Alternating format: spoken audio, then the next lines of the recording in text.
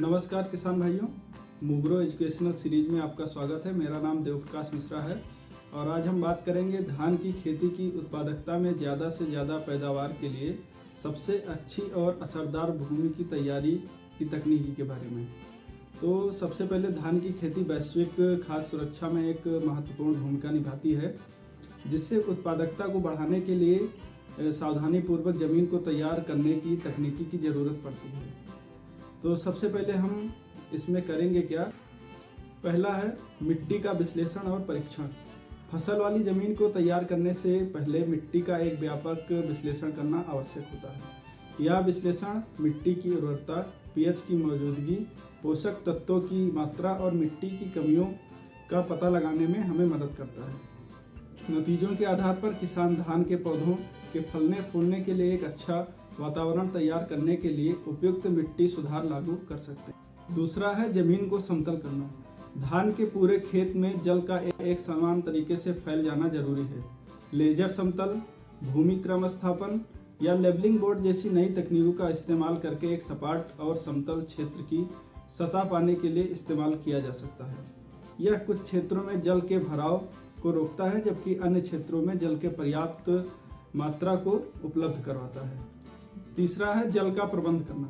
धान की अच्छी खेती के लिए बढ़िया जल प्रबंध अनिवार्य होता है। मिट्टी के प्रकार, जलवायु, नमी की उपलब्धता और धान की किस्म जैसे कारकों के अनुरूप नियंत्रित और बाढ़ वाली सिंचाई प्रणाली जैसे अवांट-गार्डे तरीकों को लागू करना या पानी के उपयोग को अनुकूलित कर सकता है और समग्र उत्पादकता को बढ़ा सकता है। चौथा है खरपतवार का नियंत्रण।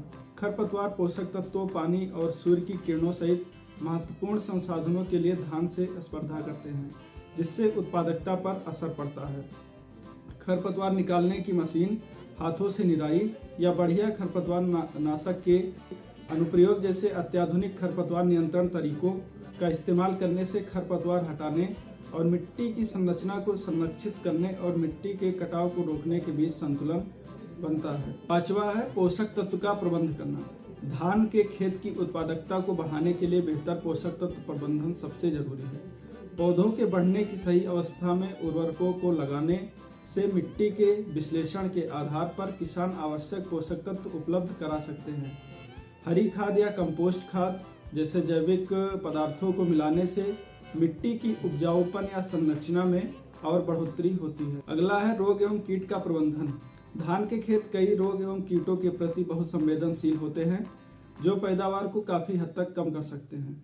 जैविक नियंत्रण, एक स्थान पर हर बार अलग अलग फसल को बोना और कीटनाशकों का सही मात्रा में इस्तेमाल जैसे नए और संपूर्ण कीट प्रबंधन अभ्यासों को लागू करना, संक्रमण और कीटों की मौजूदगी को रोकने के लिए नियमित निगरानी और प्रारंभिक उपाय सुनिश्चित करता है।